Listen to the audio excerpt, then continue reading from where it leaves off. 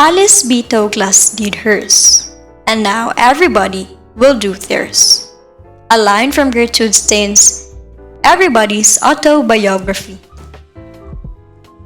At the end of this podcast session, the learners and the listeners are expected to learn the steps involved in writing an autobiography, know how to examine the most efficient autobiographical writing approaches, and learn how to construct their own autobiography by emphasizing their personal experiences and background. If you have something intriguing to say, an autobiography is the best method to tell it like a tale. An autobiography is a wonderful method to tell your life story while also providing a narrative of your journey for your family and friends to read. It is important to remember that you don't have to be famous to write an autobiography. Some people write memoir and autobiographies simply because they like writing, while others desire to leave a legacy for future generations by writing about their lives.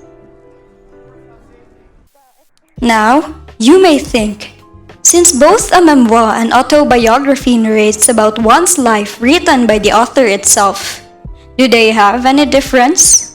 Well, the primary distinction between an autobiography and a memoir is that the autobiography covers the full life experiences of a person. Therefore, an autobiography narrates the story of the author itself from birth to present. A memoir, on the other hand, just shares a portion of the author's life, or may only highlight a specific events or a set of specific dates from the author's life. As you have heard me mention names earlier, let us have a brief discussion about who is Alice B. Douglas and Gertrude Stein, and what are their contribution to today's topic. Alice B. Douglas was an American-born member of the Parisian avant-garde of the early 20th century. She has a life partner who is apparently a popular American writer, Gertrude Stein. Gertrude Stein impersonated Alice B. Douglas in his book, The Autobiography of Alice B. Douglas. It became a runaway bestseller that voted Gertrude Stein into the lecture halls of America and onto the cover of Time magazine. It was her only book to reach a wide public. Gertrude Stein's autobiographical work was just one of which paved the way of the autobiography to be acknowledged and grow in popularity. Now, let's proceed to knowing what is an autobiography. An autobiography is a nonfiction narrative of a person's life told from the subject's own point of view. It comes from the Greek words autos, which means self, and bios, which means life. Autobiographies are a subgenre of biographies. However, unlike a typical biography, which is usually written by someone other than the subject, usually a historian, an autobiography is written by the subject. The purpose of an autobiography is to provide a detailed account of the author's achievement and life events. Autobiography is one of the most popular ways to tell a story about one's own life. If you write the story of another person's life, it's called a biography. Mentioning biography, you might wonder, does biography as a literary prose differ from autobiography? Simply put, an autobiography is a book that tells the tale of a person's life from their own perspective. A biography, on the other hand, is someone else's account of an individual's life. Since autobiography is a narrative written by the writer itself, it does not require any permission of authorization. While a biography can be written with or without the subject's permission. The point of view in both autobiography and biography differs in a way that an autobiography uses a first-person narrative while a biography is written through a third-person point of view. Now, let us explore the different types of autobiography. The 6 basic types of autobiography are full autobiography, a memoir, personal essay, confession, psychological illness, and overcoming adversity. While there are also 4 different types of autobiography in literature. These are the thematic, the intellectual, the religious or spiritual, and the fictional autobiography. Let us first discuss the 6 different types of autobiography. Number 1. Full autobiography. This style of autobiography covers the entirety of a person's life. It is from birth to present.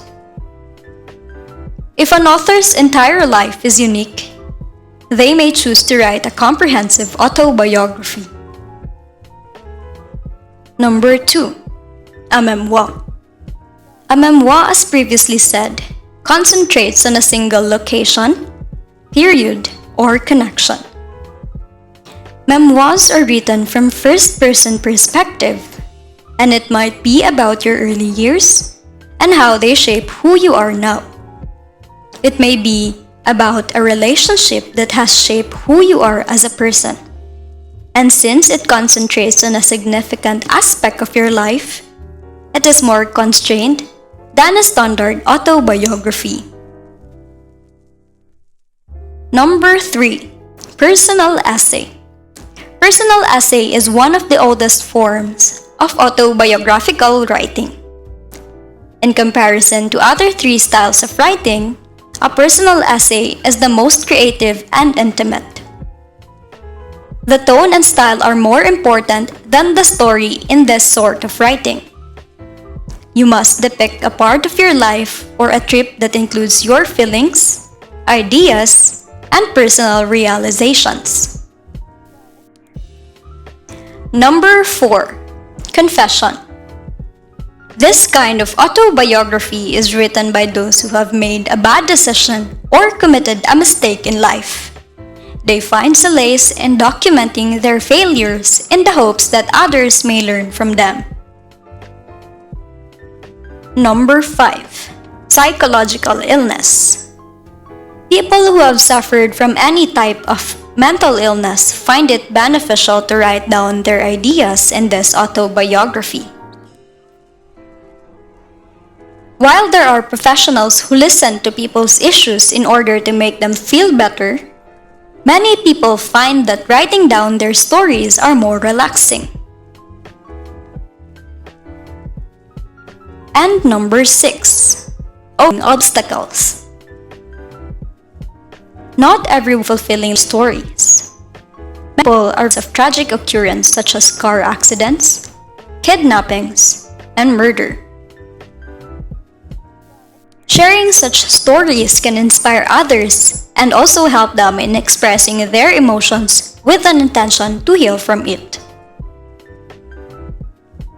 Now, what are the 4 different types of autobiography in literature? Number 1. Thematic autobiography. Thematic autobiography is a form of autobiography in which the author recalls and depicts the subject's life. However, it draws attention to a few additional difficulties. A thematic autobiography's goal is to give not only facts but also a planned point of view. Number 2. Spiritual or religious autobiography.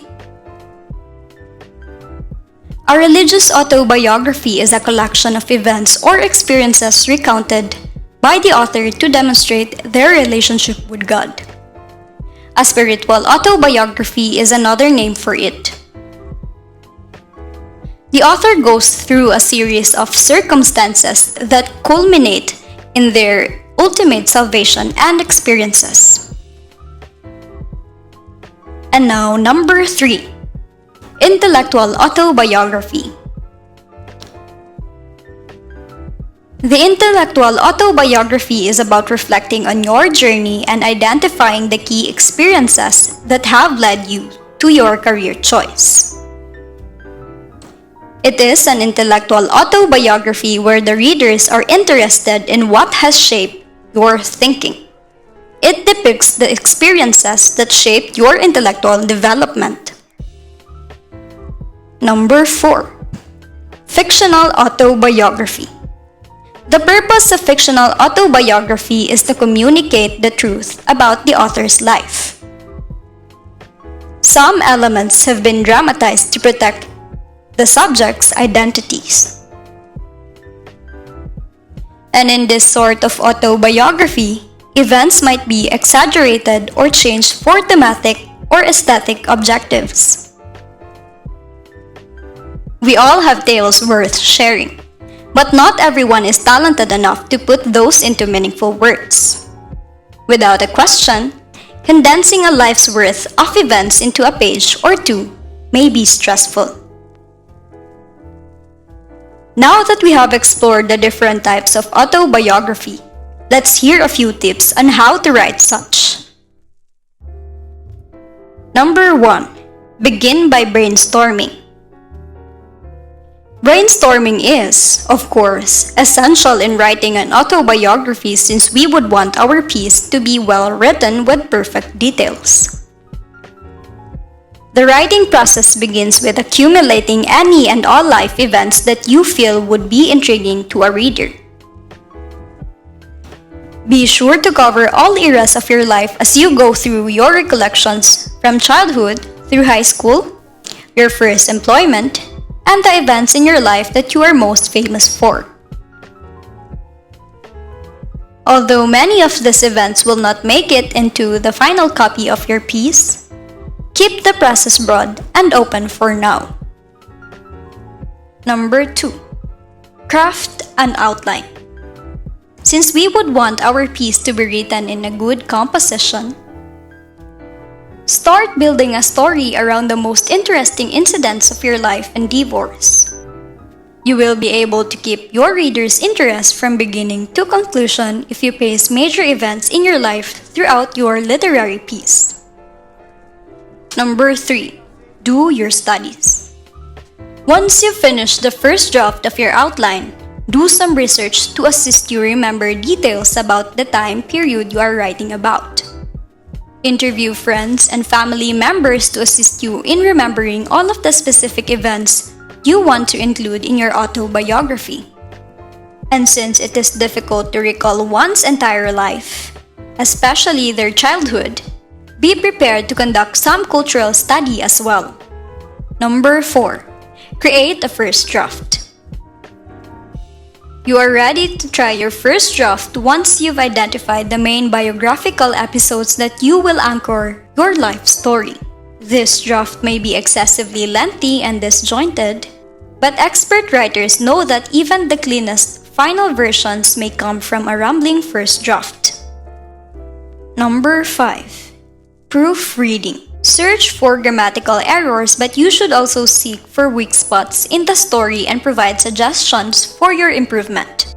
Consider what you would seek for in a biography of another individual and apply it on your own autobiography. Number 6. Make the next draft. Based on the notes you've taken, write a second draft. After that, present your second draft to trustworthy friends, and if you have one, a professional editor. Their eyes will provide you with an invaluable perspective on your work that you could never have on your own. And lastly, number 7.